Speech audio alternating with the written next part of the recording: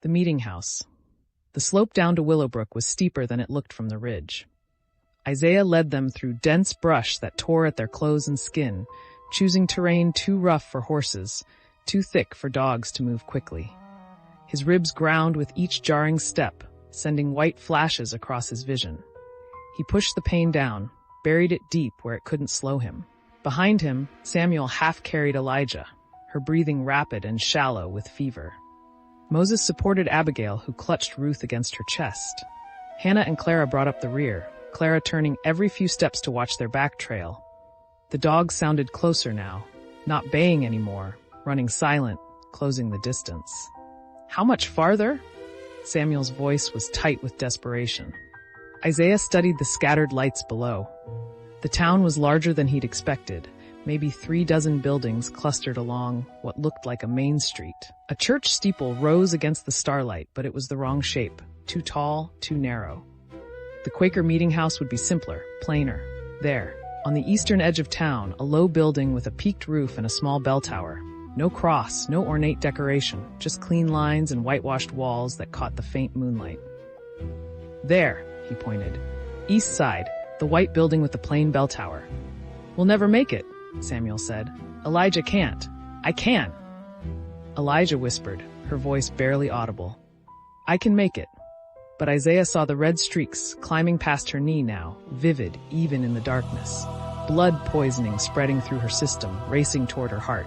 She had hours, maybe less. A sharp whistle cut through the night behind them. Then another, answering from the west. The hunters were coordinating, tightening the noose. Moses, Isaiah said quietly, take Ruth and Abigail straight down to that meeting house. Don't stop, don't look back. Hannah, Clara, go with them. No, Hannah's voice was flat, absolute. We stay together. If we all run together, they'll catch us all, Isaiah said. But if some of us split off, draw them away.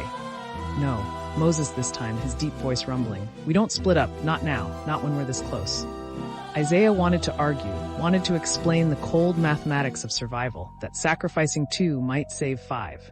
But he saw their faces in the starlight, saw the absolute refusal to abandon each other. They'd lost mercy to the river. They wouldn't willingly lose anyone else. Then we move fast, he said, and we move quiet. Samuel, I'll take Elijah's other side. Moses, you and Abigail keep Ruth between you. If she makes any sound. She won't, Abigail said, and there was steel in her voice. Will you, baby? Ruth shook her head against her mother's shoulder, eyes wide and solemn. They descended the last of the slope in a ragged line, moving from shadow to shadow. Isaiah's world narrowed to the next tree, the next rock, the next patch of darkness. His ribs screamed with each breath, but he forced his legs to keep moving, kept Elijah upright as Samuel supported her other side. The girl was burning up, her skin fever-hot even through her torn dress. She stumbled every few steps, her infected leg barely able to bear weight. But she didn't cry out, didn't complain, just kept moving. One agonizing step after another. They reached the edge of town just after midnight. The main street was empty, houses dark. Isaiah led them through backyards and alleys, avoiding the open road. Dogs barked as they passed. Farm dogs, house dogs, sensing strangers in the night. But they were chained or fenced, couldn't give chase. The meeting house loomed ahead, larger up close than it had seemed from the ridge. Whitewashed clapboard, peaked roof, small bell tower. A graveyard stretched behind it, simple stones marking Quaker graves. No fence, no wall. Anyone could walk right up to the door. Isaiah studied the building, looking for signs of life. No lights in the windows, no smoke from the chimney. It looked abandoned, empty, or it looked like a trap. Wait here, he whispered, but Hannah caught his arm. If it's a trap, we face it together, she said. He wanted to kiss her, wanted to hold her, wanted to tell her everything he'd been too afraid to say. Instead, he just squeezed her hand 3 times, their private signal, the code they'd developed in stolen moments at the plantation. I love you. She squeezed back 3 times. I love you too. They approached the meeting house as a group, 7 people moving through the graveyard like ghosts. Isaiah reached the back door first, tested the handle. Locked. He knocked, soft but deliberate, 3 times. Pause. 2 times. Pause. 3 times. The pattern friend Patterson had taught them, the signal that identified them as freedom seekers on the Underground Railroad. Nothing. No response, no sound from inside. Isaiah knocked again, louder this time. Still nothing. Behind them, a dog began barking, then another. The sound of hoofbeats echoed from the main street, riders entering town from the south. "They're here," Clara whispered, her voice tight with fear. Samuel looked at Isaiah, desperation naked on his face. "What do we do?" Isaiah knocked again, pounding now, abandoning caution. "Please," he called through the door. "We need help. We're friends of friend Patterson. Please." The hoofbeats grew louder. Voices shouted in the street, men coordinating, spreading out to search the town. Isaiah raised his fist to pound again, but the door suddenly opened inward. A woman stood in the doorway, gray-haired and stern-faced, holding an oil lamp. She wore a plain gray dress and white cap, Quaker dress, Isaiah recognized from descriptions. She studied them with sharp eyes, taking in their torn clothes, their exhaustion, Elijah's fevered face, Ruth's wide-eyed terror. "Friend Patterson sent thee?" she asked quietly. "Yes," Isaiah said. "Please, we need—" "Inside. Quickly." She stepped back, holding the door wide. They stumbled through, all 7 of them crowding into a small back room. The woman closed the door and locked it, then moved to the window and peered through the curtains at the street. "How many hunters?" she asked. "At least a dozen," Isaiah said. "Maybe more. They've been tracking us for—" "I know what they've been doing," the woman said. Her voice was calm but firm, the tone of someone accustomed to authority. "Friend Patterson sent word 2 days ago that thee might be coming, though he feared thee might not survive the river." She turned from the window, her gaze moving over each of them. When she reached Elijah, her expression tightened. "That leg needs immediate attention," she said. "How long has it been infected?" 3 days, Samuel said. "Maybe 4. Is there a doctor?" "I am a doctor," the woman said. "Or I was, before the medical college decided women had no place in medicine." She moved to Elijah, knelt, and examined the girl's ankle with gentle but efficient hands. "Blood poisoning, advanced. She needs laudanum for the pain, hot compresses to draw out the infection, and likely amputation if the poison has spread too far." "No," Samuel said. "You can't." "I can, and I will, if it's the only way to save her life," the woman said. She looked up at him, her eyes kind but unflinching. "But we'll try other measures first. Bring her upstairs. The rest of thee, stay quiet and stay away from the windows. The hunters will search every building in town before dawn." She led Samuel and Elijah up a narrow staircase, leaving the others in the back room. Isaiah sagged against the wall, his legs finally giving out. Hannah knelt beside him, her hands finding his face in the lamplight. "You're gray," she whispered. "Isaiah, I'm fine," he lied. "You're not fine. You can barely breathe." Moses moved closer, his massive frame blocking the lamplight. "Let me see," he said. Isaiah tried to wave him off, but Moses was already lifting his shirt, exposing the bruised and swollen flesh over his ribs. The blacksmith's face went grim. "That rib's not just cracked anymore," Moses said quietly. "It's broken, probably more than one. You're bleeding inside, Isaiah. I can see it in your eyes." "It doesn't matter," Isaiah said. "We made it. We're here. Shouts erupted from the street. Hoofbeats, multiple horses stopping directly in front of the meeting house. The Quaker woman descended the stairs quickly, her face composed but alert. She moved to the front door before anyone could knock, opening it as though she'd been expecting visitors. "May I help thee?" she asked, her voice carrying the formal Quaker speech. A man's voice answered, rough and impatient. "We're looking for runaways, 8 of them, traveling together. Have you seen anyone suspicious tonight?" Isaiah recognized the voice. Silas Crow. "I have seen no one," the woman said calmly. "The meeting house has been empty since first day services." "Mind if we take a look?" Crow didn't wait for permission. Boots thudded on the wooden floor as men entered the building.